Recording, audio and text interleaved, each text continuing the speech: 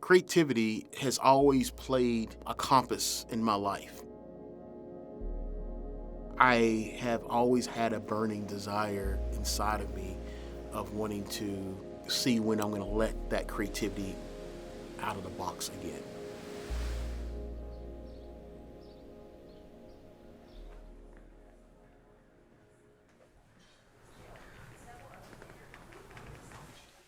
Well, my journey started out when I was getting to college, the Art Institute of Dallas, and got to a point where I was doing well in school, but didn't really have the funds to finish college. And so ended up going to the Navy.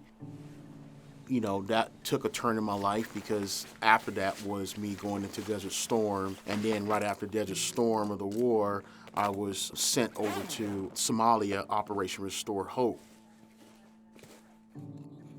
Back to back, that really opened me up a lot and seen a lot, lost a lot.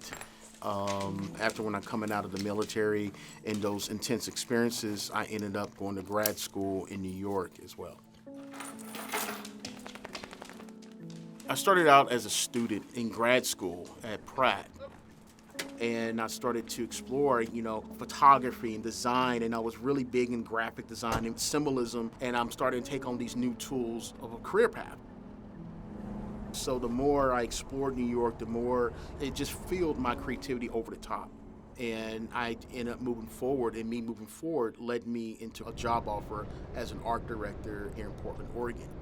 From New York to Portland, there was this underlying of something that was in my mind that was bothering me, and I couldn't make out what that was.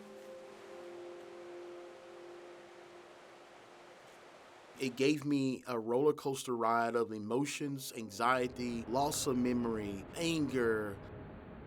I would lose my compass. I did not know where to go anymore.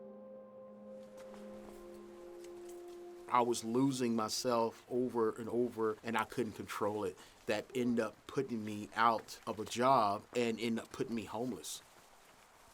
And that was when I started to realize I was fighting PTSD. Through a lot of the trials that I was going through, I started to develop some new friends. They were hunters, anglers, conservation folks. There was this one friend that took me to the river and said that this is where I used to come when I was going through my divorce, and I would fish here. It helped me through my process. Then I was like, well, how do you get into this and what I need to do? I didn't really know what I was doing. I put a fly on, tied a funky weird knot, and I cast out a couple times and didn't hook in anything. And in one of the casts I did hook in, it was a jack salmon. Me hooking in, that woke me up for a very, very long time. It was just pure depression, pure anxiety, pure PTSD. When I hooked in on that fish, it just opened me up. That was when I felt the air rushing across my cheek for the first time.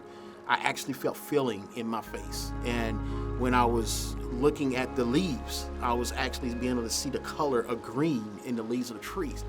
That fish opened up a beautiful day to me.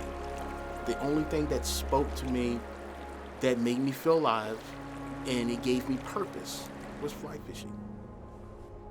The more I stayed with fly fishing and how nature gave me that second wind, it allowed me to step into more of this space of being creative now, conceptually of bringing an idea of merging fly fishing and engaging veterans and youth, bringing these worlds together, and nature plays this healing process between the both of them, but it also deepens a community and relationship between the both of them.